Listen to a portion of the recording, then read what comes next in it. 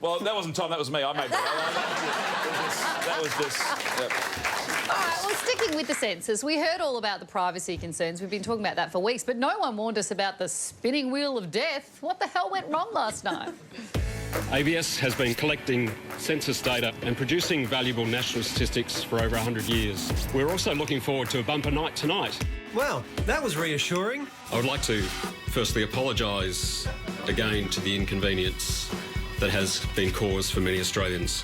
Oh, what changed in 24 hours? Well, there were 4 large-scale denial-of-service attacks on the Census website throughout Tuesday.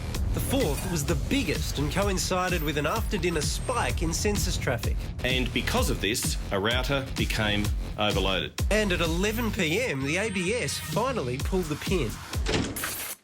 OK, so let's rewind. What's a denial of service? A distributed denial of service attack is where you get a whole bunch of computers, thousands, millions together, and all try to hit one website all at once and effectively try to make it unavailable for people who try to access it. And was it a cyber attack? The attack was no more significant. This was not an attack. It was an attempt to frustrate.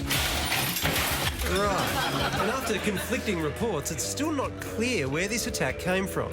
These attacks are not hard to mount. Some kid who saw the ABS being very gloaty about the security of their systems and was bored one afternoon could have organised it in half a day. But if you were one of the 2.33 million people that completed the census, don't worry. ABS census security was not compromised and no data was lost. And if you missed out, you'll now have till September 23rd. If you'd rather go low-tech, and who can blame you, paper forms are due September 18th. One question remains, though.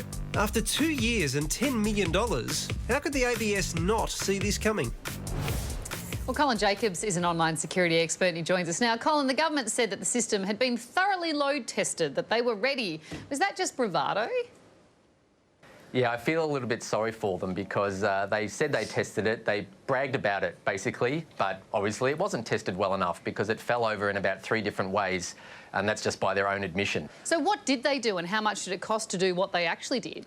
Well, we saw some invoices that they spent hundreds of thousands of dollars doing the load testing, but by their own admission, they were expecting to have, maybe 1 million, 1.5 million people an hour submitting the census. Well, a lot of us have been talking, and if you count the number of people in Australia and how many of them would want to do the census after dinner, it's not too hard to get above that number. So, do you think it was an attack? Well, denial of service attacks are an everyday occurrence. So anyone who's building a large network or a large application like this would expect them to happen all the time. So it's quite plausible they had some.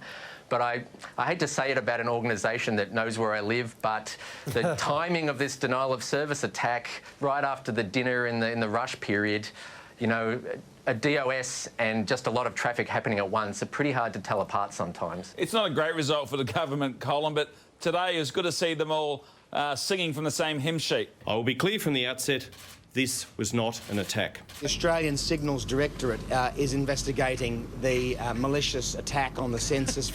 Nor was it a hack. The people who do this kind of hacking, of course, are very adept at it. I'm confused. Certainly our good friend Christopher Pine seems confused. Well, you want to blame somebody else, so of course that's the hackers or the attackers somewhere else. But then again, you don't want people to be afraid that actually, there has been an attack and people have stolen things. But they have reassured everyone that no information was taken from the attack, yeah? That's what they're saying, and I believe them, but I'm not really sure that they deserve a big gold star just because all of our private data hasn't been taken by the Iranian government or Russian credit card scammers. I think that's pretty much the base of what we'd expect. Actually being able to do the census might have been a little bit better. Great to chat. Thanks for your time, Colin. No worries. Thanks, guys. Should point out, and you probably already know this because you're trying at home, but the site's still not working. So it page loads and then you can't actually do anything once it loads. So, yeah. It's going to be great.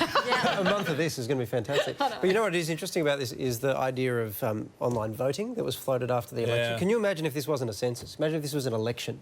Well, actually, is it worse than the last results? Yeah, fair point. Well, most Aussies obviously were frustrated by not being able to get onto the Census website last night. This bloke wasn't one of those people. I just haven't done it yet. You didn't even try? No, I forgot. No, you say you forgot, but you actually had a good excuse. I was too focused on what carb feast I was having that night, the rice and vegetables, and Plenty of carbs so I can ride my bike today. And he did. Well done, buddy. You rode your boat. The irony is that's actually a census question. We're going to the break. We will see you soon.